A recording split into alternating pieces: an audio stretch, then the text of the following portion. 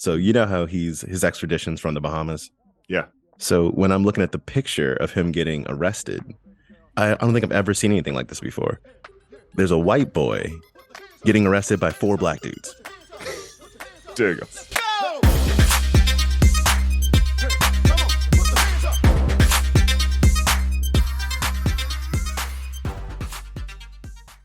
This podcast contains the arguably witty banter of two friends, Skippy and Doogles, that like to debate about investing.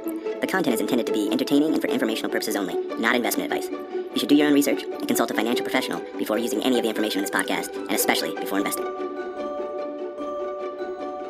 Did you dare to go outside this week, Skippity? Yeah, I loved it, man. It's great out. What did you love? I mean, it changes seasons. It's boring if it's always sunny and 72. Okay, yeah, sure, but that's different than not sunny and negative 72. Like there is a spectrum, and it seems like you're just ignoring the whole spectrum. You're not liking the cold snap here, Doogles? No, it's not. Cold snap is everywhere. Cold snap is everywhere, and it's just too cold. It's just too dagnab cold.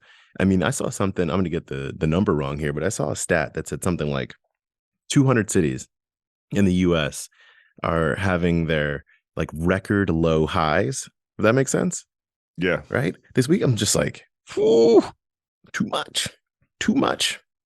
Well, and I should mention that Doogles is really going above and beyond here. He's currently in maybe one of those cities in a power outage, and we are still recording the podcast. So we'll ask for your sympathy if the sound quality isn't perfect.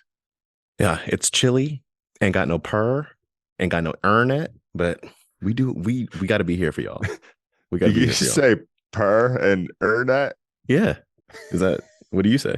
All right. You know how I love that Marvin Gaye song about inflation? It's like the greatest song ever. I found a song this week by Black Star on their new album where they rap about a stop loss order, and man, am I digging that too. Really good times. What's the lyric? Oh, I mean, I just basically had it on the background. I'll do some homework, bring back the exact lyric next week. Right. Okay. I think he talks about his accountant's stop loss order. But yeah, I'm just, minding my own business, doing some financial analysis, etc. And then I hear stop loss order coming from the speakers. It's great. Into your ear holes? That's wonderful. Oh, it's wonderful. Love it. Oh, well, I think I mentioned last year that It's a Wonderful Life is my favorite Christmas movie and one of my favorite movies. And yes, I know it's slow and it takes 2.5 hours of your life.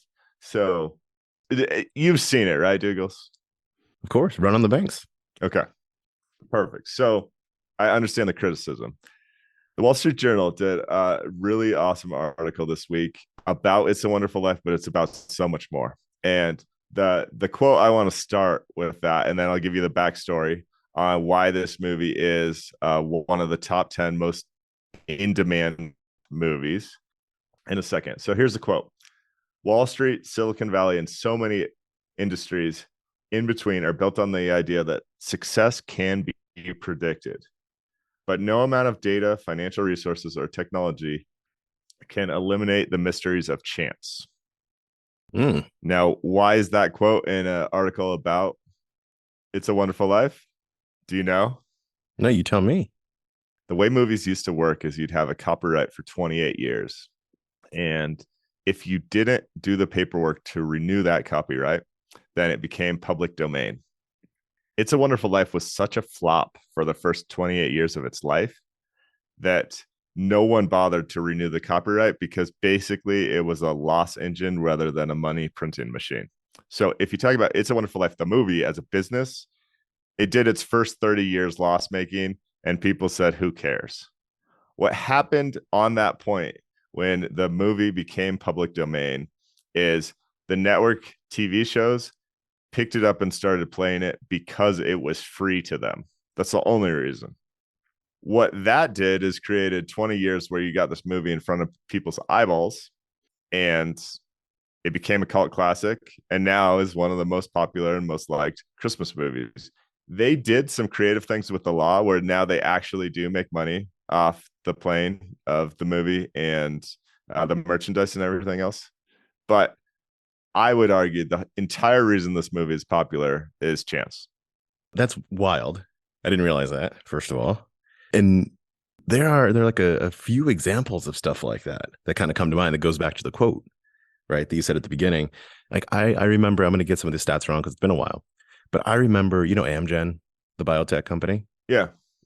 There was something where Amgen, like the way they found their chief scientist was he was like somewhere in Asia and like happened to check this like classified ad that someone randomly tossed out, right? Because they were like desperately looking for like anyone that could do science. That I'm exaggerating a little bit there, but it was like something like that.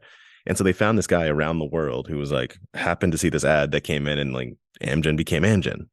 It's so to the point of that quote you had. It is kind of wild. This though, I didn't realize. I had no idea. 30 years, 28 years, right? It was just like I'd kind of imagine this was something that since it came out, right, had everyone's attention and had been almost 100 years or whatever. I don't know, can't remember when it came out, but it came out in the late piece. 40s. Yeah, so for 80 years, I thought for 80 years, this was a piece. But you're saying it basically went from the 40s to like the 70s with no one caring. Yep. I mean, I had no idea. It was a huge flop when it first opened. They lost money and goes from there. The point why I find this interesting is not only because I like the movie, it's that element of chance, right? And the fact that everyone, I think Silicon Valley is the easiest example. Everyone sits around trying to say, oh, this is the next big thing. And chances plays such an important role in these things. In this article alone, they mentioned the discovery of penicillin as an accident, similar to this when Alexander Fleming goes on holiday in 1928. Popsicles were discovered by accident, et cetera, et cetera. Like there's just tons of this stuff. So I think it's an important reminder that you can't plan everything out. And sometimes you're just along for the ride.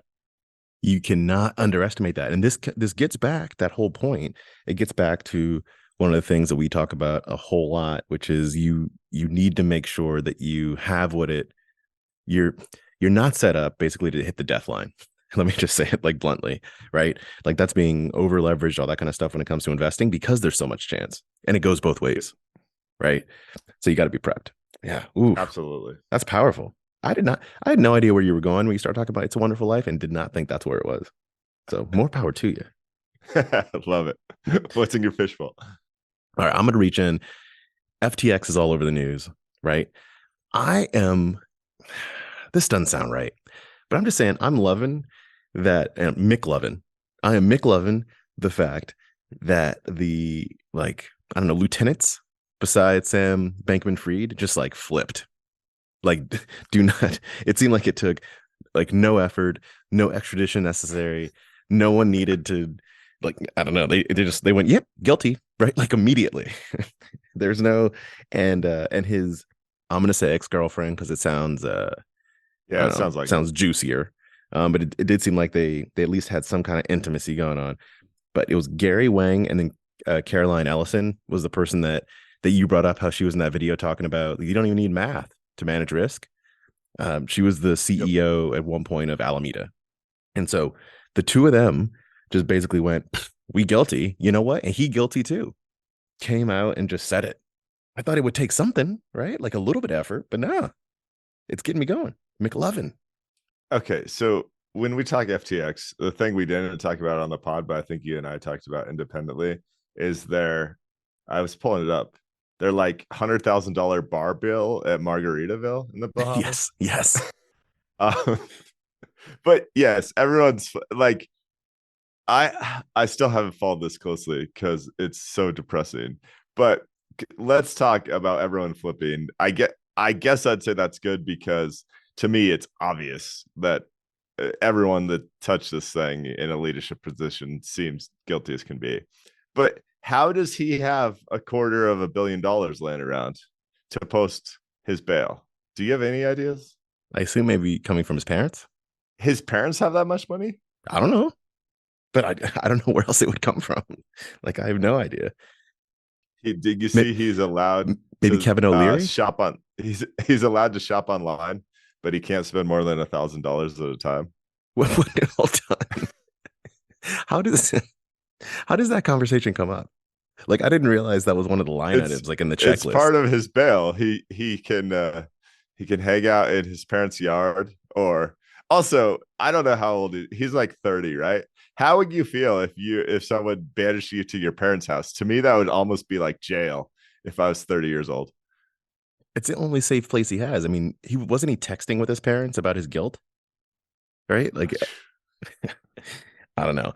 I don't know where he's getting the $250 million from, but I just thought, in contrast to, you know, how he was coming out and saying like it's ignorance, we didn't mean to do this stuff, right? It's just like negligence, we were too young and inexperienced. You know, he's coming out with all that stuff. And then Caroline's like, yeah, we knew we was taking that money and doing the wrong thing. Like, just straight up. I just go, oof, like that's not going to turn out well for him. I read somewhere he's facing potential jail time of like 125 years or something like that between all the charges. Wow. That's not going to happen, right? Of course. But like, it is kind of wild. I assume part of this might have to do with the fact that it's like multinational, you know, like when you, I don't know, when you start to add in stuff like that, you like, it becomes racketeering. I don't know, at some point. I'm sure it probably has something to do with all that stuff, but it's a lot of jail time. There is still this gosh, I don't know if it's wrong or right or just frustrating, or the person that, you know, is down on their luck and stole milk from the local gas station might get thrown into a curb or whatever, and he steals billions of dollars and puts on his suit and, you know, flies first class. It's amazing how different we treat people in this country, and typically the people that have money are just in a different class when it comes to their treatment, and that's weird. I don't know I'm not a fan, unfortunately. I fully agree, and what I'm about to say is messed up, so this is just no doubt about this, but I still got enjoyment out of this. So you know how his extradition's from the Bahamas, right? So when I'm looking at the picture of him getting arrested, I don't think I've ever seen anything like this before. There's a white boy getting arrested by 4 black dudes. Doogles. And what were your thoughts? Have you ever in your life seen a picture like that? Yes, I have. Where? Yes. Name one place. In the Bahamas. Yes. Oh man. Anyway, what's next for you? Okay, I want to stay on the holiday theme. Do you know Santa, actually being Santa, has 42% wage growth since 2015, outpacing wage growth in leisure and hospitality, which was about 35%, all workers, which was about 24%, and managers, which was about 19%. Hold on. Tell me if this is spoiler alert. I apologize, but Santa's not real. What? Stop it. So when you say Santa's wage growth, do you mean like in a mall? Exactly. Okay. I didn't want to be the one to break it to you. That's the whole thing. So you're saying that the people that dress up like Santa, people sitting on their laps asking for Dizzy Dizzy Dinosaur back in the 1980s, that individual has had the largest wage growth, most consistent wage growth. What was the stat? Not most consistent, largest wage growth. Their wages, the dude sitting in the mall, according to the New York Times, their wage has grown more than 40% since 2015. In 7 years? Yeah. It's good to be Santa. Why? Did you get an explanation for this? Like, is there a union? You know, I haven't done a deep dive on the article, but let me just speculate here. Who would want to sit in a mall with a bunch of German-infested kids and listen to what they want for Christmas? You'd have to pay me a pretty penny to do that. So I think, I don't know. I would have guessed it would have been rodent mitigators. But you know what? Every year I laugh at SantaCon. You know SantaCon? No. So SantaCon, it's across the US in different cities. People will dress up like Santa and walk around. I laugh at this, but now I realize this actually was a Santa conference. This is what they've been doing. It's like collective bargaining. This must have been a union of Santas. That's the only thing I can think of. Yeah, this explains the wage growth. You know what? You also just destroyed the listener mail portion of the show, because one of my sons asked me how Santa manages his money. I was going to do a deep dive on it, and now I can't even let him listen to this episode because you're going around here spoiling people's Christmas. Sorry, I didn't realize. I didn't realize hypothetically, for how both do you you think and your Santa son. manages his money? How does he manage it? Huh? Yeah. Well, first of all, I know he's probably got cold hard cash. Was that? I mean, I was because he lives in thinking the like North Pole. envelope system. Jokes. Oh my goodness. I got more of them too. How does he manage his money? One big yearly expenditure, right? Lots of R&D spending on the balance sheet. I don't know. I'd like to do a deep dive, because if you think about it, Santa's finances are probably just as fascinating as his operations.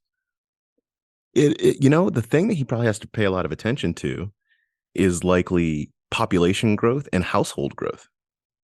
So he's like a macro investor in a way. I mean, that kind of has to be, which brings up, sorry, I'm going to switch gears for a second. We can come back. It brings up the fact that in this month, so I guess actually for November, but coming out this month, we had the 10th straight month of US home sales declines, right? That's a thing that Santa would have to follow, because you got to know how many different places on the expenditure list. You got to know how many different places you got to stop by. And so are people buying new houses? Are people consolidating? More people moving in with their families? Santa's all up on that stuff. I bet you're right. And, I'm looking at a housing graph right here. It goes back to 2016. Existing home sales hover generally around 5.5 million. And I believe these are monthly figures, right? 5.5 million a month across the US. During March 2020, basically, they dropped all the way down to 4 million. And then post that, you spiked at almost 7 million. And you hovered for the last year or so, you hovered in that maybe 6 to 6.5 million range. This is total number of homes sold. Now, Doogles, this is hard for me to believe. We're back at the 4 million figure, which is basically the March 2020 lows. Wow, this really? decline is steep. But you're saying for new sales, right? Not home prices, or is this home prices?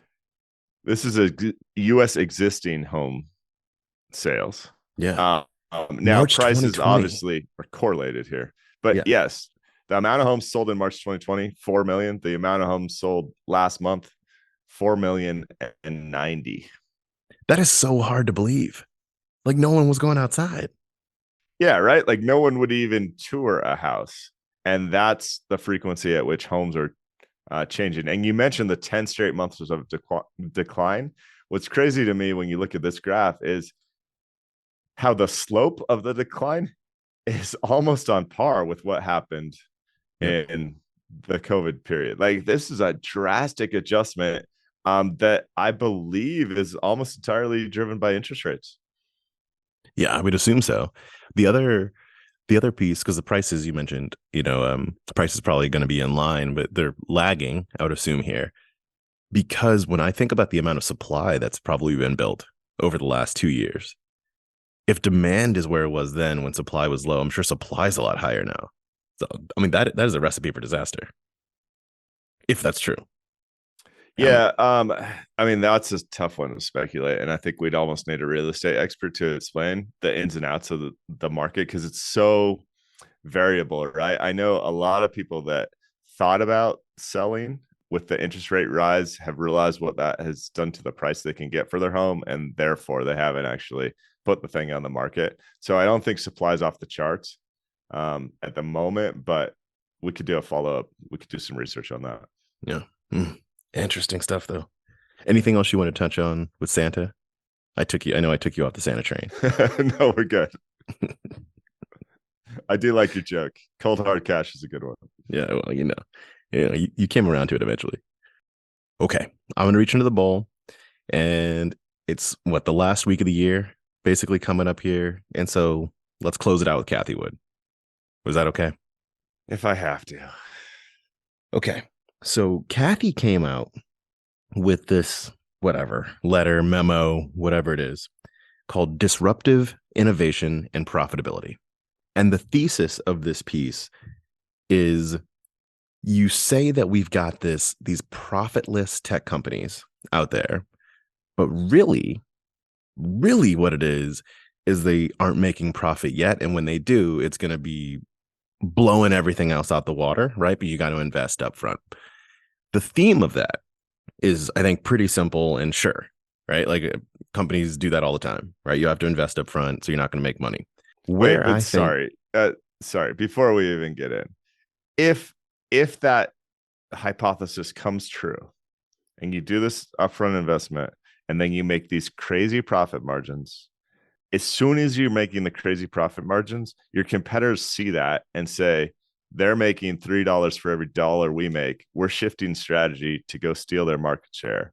And it becomes very short-lived. Like, it's not one of these things, and sorry, because I always get fired up about Cathie, but it's not one of these things where then you just print money forever. Then you have to fend off 10 other companies that are going to do what you're trying to do. And it's very short-lived. Yeah, that's not wrong. Can I quote here for a moment? Yeah. Okay. When I start this, the first word's going to be they, and it's just saying the people out there, the critics of ARK is what she's referring to. Okay. They describe stocks and ARK's strategies as concept capital and suggest that our investment team either cannot distinguish profitable companies from unprofitable ones or seeks to invest in unprofitable companies. Let's stop there. There's a couple more lines that are gold in here.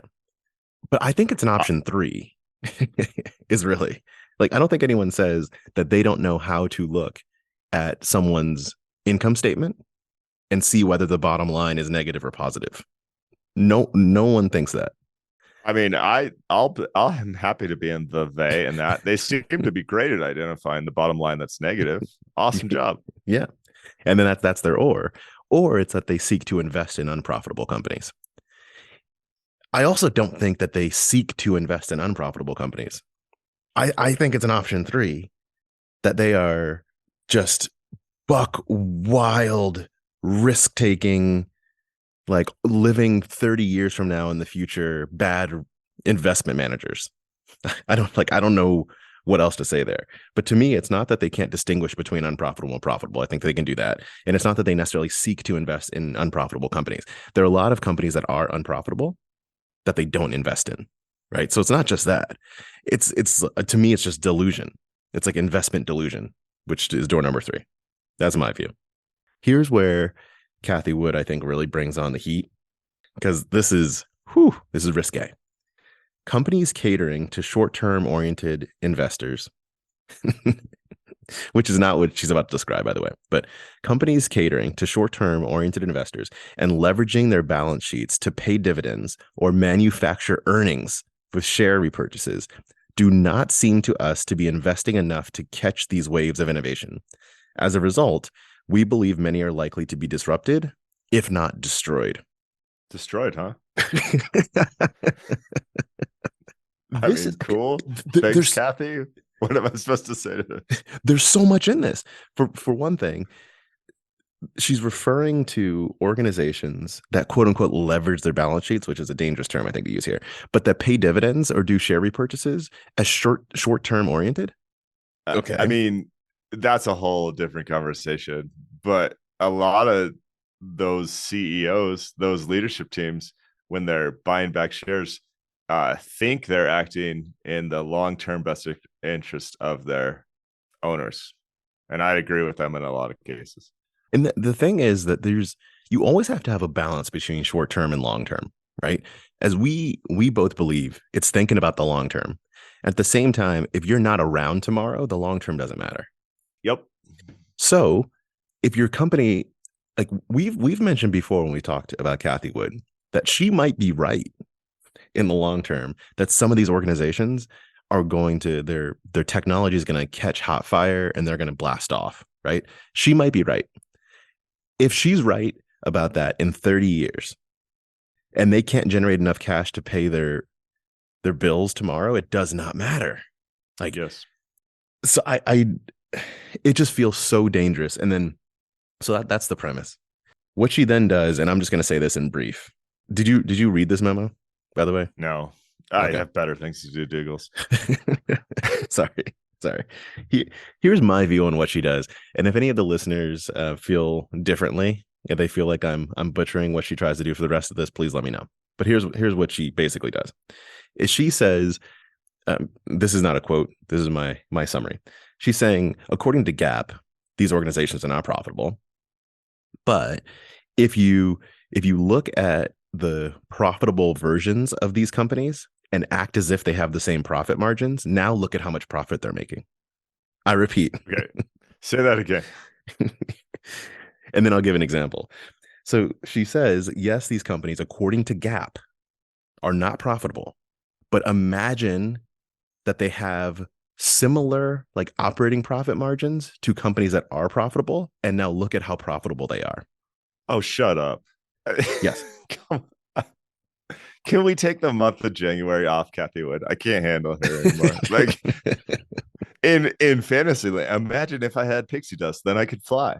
Like, make some money, have money in your bank account. That shows you're a good business. Otherwise, I don't have time for you. Yeah. Like Zoom, according to her, has many billions of dollars in profit when you adjust their unprofitability and make it profitable. Like, what do you do with this? Okay, we can switch off. I'm just saying, what do you do with this? I was looking at this, and it's not, you know what's interesting though, is that the methodology that she uses in here, maybe not the specific, but the broad methodology that she uses in here is one that I do think is useful when you're looking at a particular, it can be useful if you're being careful and looking at a particular business. Meaning, if you were analyzing the financials of a certain business and you can see like a trajectory of where they're investing, you look at what the management philosophy is and you go, actually, okay, I think in 3 years, given how they're investing here, this might turn profitable. Now let me look at a public company that's been around for a little bit longer and then start to see where that profit margin could get to and then what it could be worth to get a future valuation. Like, I think that is a fine general methodology, but you should be really careful with it. She applies this methodology to her entire portfolio. No, so I understand the thought process. And I think as a thought experiment, it can make sense. But I've told you before, it's really hard based on history to see a company actually flip the switch from losing money to making money. That's not a guaranteed. It's hard. It's really easy to lose money, right? And that journey to profit is not guaranteed. So I make companies prove it before they're going to get my money. And it's a risk philosophy, right? Get that. All right, we can move off Cathie though. We can move off of her, but I feel like I had to bring that up because there was too much nonsense in the LBC. Love it. I need to break down an idea with you. I need you to validate what's going in my head. It's specifically about gift card sales at the end of the year. So I have this crazy thought. It's based on personal experience, which is always scary. So I want you to validate or tear this idea to shreds. Have you seen or partaken in any of these, like buy $100 gift card, get $20 back, or know, those sort of things? Mm-hmm. Do you believe those things are more popular today than they were 10 or 20 years ago? Oh, that's hard to know. Sure. I have no idea, but I'll say yes. I mean, I never really remember it. Maybe they always have been, but I feel like in the last decade, this gained a lot of steam. So much so that like the restaurants that my family enjoys, we will almost always now in December buy some deals where you're getting that 10 to 20% off because we know we're going to use it in the next year, right? So makes sense. You know me, I can't make a purchase without analyzing what's happening to their financial statements, right? So think about these companies, whether it's restaurants wait, hold on. Sorry. Are you telling me before you go to Chili's, you look at their 10K? No, that would be really depressing. No, it's if I'm at Chili's and I'm throwing down $50 and they're giving me 10 for free, I'm going, why are you giving me $60 worth of value for $50? Why do you need this so bad? Like, that's just going on in the back of my head, right? Okay. And what I think is happening, what I'm pretty confident is happening, is these management teams are trying to pull revenue forward. They're making a short-term decision by sacrificing the long-term. Because when I show up in March to spend that $60, it already hit their books in 2022. Well, I'm going to spend it in 2023. This is going to improve the look and feel of their financials depending on how they do the accounting. But I'm pretty confident they're going to recognize the income in 2022. And then they're sacrificing the future for the current. I think this is a short-term decision, and I'm slightly alarmed at how frequent this has become, because I think it tells you about the average health of the American business. Now, am I just in crazy town? No, probably not crazy town, but I would assume, I could be very wrong, right? We're speculating here on the accounting practices, but I would assume that this helps them from a cash flow perspective, but not from a revenue perspective. Well, no. So I don't think the cash flow assumption we need to assume. Like, it absolutely more cash comes in the door. Yeah. They But basically get a prepaid collection, and then they have an expense that's going to come due at a later date. And I assume that they recognize that revenue over, if not 12 months, over some period of time, that their auditors would say, what's the average amount of time someone comes in to cash in a gift card? Sure. Right. So what do you think is the short-term thinking in that? Anytime I see a product discounted, it tells you something. So think about buying a jacket, right? We talked about before. If everything on the website is 50% off, that probably tells you something about their inventory levels. If these restaurants are so eager to give me $60 worth of value for $50, doesn't that tell you something? Here would be my assumption, and you might just be right, but here would be my assumption. I would assume that, so on you, they probably, like, it doesn't work out well for them, right? Like, they're losing money on you because you're coming in knowing that you're coming back to Applebee's, right? Yep. And you're gonna buy it, but there has to be, well, they're either really like messing themselves up, or they have to assume enough breakage, like people not actually using their gift card before it expires, for it to work out. I would assume. No, so okay, this is awesome. I love that you went there, because this is where I was going next. So there is a fair amount of people that are never going to use their gift card, or buy the $50 gift card, only have the $42 meal, and never come back to spend the last $8, right? So my next question is simply, do they make those sort of margins on gift cards that they're not actually giving me any money free? Because when you look at all the consumers that take part in these gift card raffles, they come out on top, even if they give away a little value. That's one thing that I guess I need to do some research on, because if so, I don't know why they don't do this year round rather than, in my opinion, it seems like this only happens in December. Because people are giving the gift cards as gifts as opposed to buying it for themselves. Look at you using logic over there. Gift cards as gifts? What? Yeah, Come on. I know. Well, it's different than gift cars, right? We're getting to gift cards. That's next in the fishbowl. So go for it, Douglas. I'm glad you brought that up. Yeah. So the gift car, leaving the D off, people, leaving the D off. The gift car point can actually go in two directions, because one is Tesla's giving all sorts of discounts right now. Speaking of discounts, and that's not a thing they usually really do.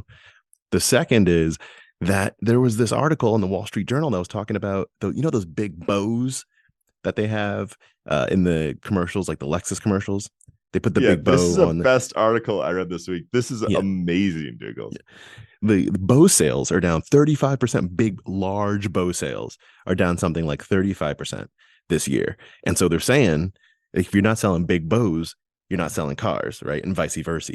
I think it's really interesting looking at what do I call this? I'll say like proxy businesses that can either be a lagging indicator or sometimes a leading indicator of sales of other things. I thought this was really fascinating.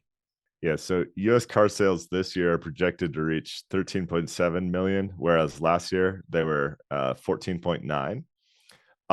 They talked to, I think it was 4 different manufacturers of big bows, and these are the bows that go on top of cars. The way this story is written is just so incredibly well done.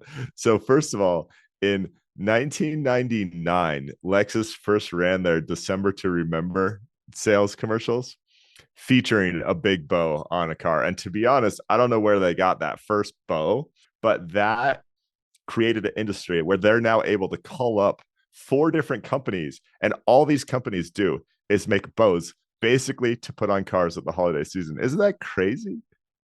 I think so. And but you know what really got me is there was a stat in there that might have just been one dealership. I can't remember if this was an aggregate or just one dealership. They were saying something like 15% of their December car sales were for gifts previously. Yeah, that's true. And I've a lot of those gifts come with bows. And did you know you can either you can rent the bow, like you can rent the bow from the dealership, or you can buy the bow. Doogles, if you're buying a bow, how much a giant bow to put on top of a car, how much do you think it costs? Well, hold on. Sorry. Just to back up for a second. Can you imagine giving somebody a car and then being like, but can I get that bow back? I mean, I can't imagine giving someone a car with a bow on top. I'm guessing the bow, it's a $1,000 bow. Between $450 and $800. This is $800 for a bow. This is wild. But going back to the thing that got me with the 15% is I've never thought about giving somebody a car. Right? The world, so 15% just felt really high. Now I can understand in some circumstances, like I could see maybe for like a parent, right? Or for like either, like an aging parent, or for like your kid's first car or something like that. Those are the two circumstances, but 15% just felt really high to me. Like, are people just buying cars for like their friends with their Bitcoins, or like, you know what I mean? Or is it all the parental stuff? I think you're forgetting about how America works. It's not like people go save up their $40,000 to $50,000 and then go write a check and then bring home a car. What giving a car means is I went and signed some paperwork and agreed to sacrifice a significant sum of money every month for the next 5 years. A gift just means I know how to write my name. It's probably for the people that went to Target and couldn't find a good gift and were just like, oh, I guess I'll just go sign a piece of paper, call it good. What else can I get quickly today? Yeah. Yeah, seriously. How else? Oh, you know what? A car. That's actually easy. Oh my goodness. I love it. All right. One last piece of trivia. And I know you read the article, so you probably get it. Do you know the other increasing demand for large bows? There's one other thing sometimes people put bows on. Ooh, I don't remember this one. Houses? Yeah, people are putting bows on houses now, which is even a bigger bow. I think that bow could cost $1,000. There's so much ridiculous commerce that goes into our economy. Like, it's wild. It's great though. Can you imagine owning a company that makes bows to put on cars? You literally sit around for 10 months of a year just twiddling your thumbs, and then you hope the economy's healthy in December. Oh, all right. I got one more like real quick hit. Okay. There's nothing even really to talk about, I don't think, here, but I saw this week that the quote unquote market cap of Dogecoin passed Coinbase. As a reminder, this was a current, I have to put quotes around everything. Quote unquote, this quote unquote was quote unquote a quote unquote joke. Dogecoin, you mean? Dogecoin. Well, maybe both at this point. I don't know. Like, yeah, Dogecoin was the currency made as a joke. I don't want to offend you because I know you were a prior major investor in Dogecoin, but that's right. No, I still have some. I think I have $100. You do? Worth. You're free riding? And again, there's not really a lot to talk about because it doesn't really matter. Like, it's not like a real market cap. There's nothing backing it up. I was just kind of like, whoa, I don't even know what to do with that. Right? Like Dogecoin. Anyway, that was it. I saw it. It struck my mentals. Yeah, I think, again, you're right. There's no like, the proper thing is not to talk about this because it's kind of meaningless. But I would say that you should have, if that bothers you, you should have that reaction with all things that have a market cap less than Dogecoin. Now, Coinbase is the easy one because they're both in the crypto space, but like any company that makes a profit that has a market cap less than Dogecoin should bother you. And probably does, Doogles. I think you're probably true. Or sorry, you're probably right. For some reason, because Coinbase is an exchange where you can buy Dogecoin, it like hit me in a different way, but it doesn't. Logically, it shouldn't make a difference. You're right. You're absolutely right. I don't know. And so Coinbase has a market cap of $9 billion. Anything less than that, a joke coin that has very limited to no utility, is valued greater than all the other companies below that. And that's just the world we live in. It's craziness. It's a complete summary of our time right now. Well, the good news is the market cap of Dogecoin is probably down 80% this year. That should make you feel better. I can't. I just can't. I just can't. You're just done with it. You mentioned Tesla earlier. There's a lot of commentary this week. Tesla's way down as a stock, and people want to jump to these conclusions about, oh, that's because Elon's running Twitter, or oh, that's because of these other things. But that's because Elon's selling Tesla stock, because he has been selling a lot of his shares. What I believe is actually happening is Tesla was significantly overvalued, and still is, as we detailed on the show, with basic valuation metrics. So what's happening is basically mean reversion is coming back to earth, and then people have to put narratives around it. And I guess that bothered me this week, because there's no narrative other than it's coming back to match a valuation that's closer to a Ford or a Toyota. I'm in agreement with you. I mean, if all that Elon did was run Tesla, and then this year happened, then maybe there's more of a narrative, although I still agree with what your point. But this man also runs a space company, like chairs a solar company, runs a tunnel drilling company, right? It's not as if he was single-threaded before and now is multi-threaded. He's always been distracted. Yeah. So, and that's the point. When the stock performance went up, the narrative was, it doesn't matter. Elon can do whatever Elon wants. And now the stock performance goes down, and the narrative changes to something that's convenient for that. I think it's selectively picking facts. That's what, again, America, right? This is the time we live in. All right. That's it on my end. You got anything else? No, I'm good. Thank you for joining us today. Happy holidays. Hope you have a great week. If you want to support the show, premium subscriptions are available. skippydoogles.supercast.com. All things are at skippydoogles.com. Listener mail is skippydoogles@gmail.com. Did I miss anything, Doogles? I think that those are the big ticket items. All right. Thanks, guys. Thank you.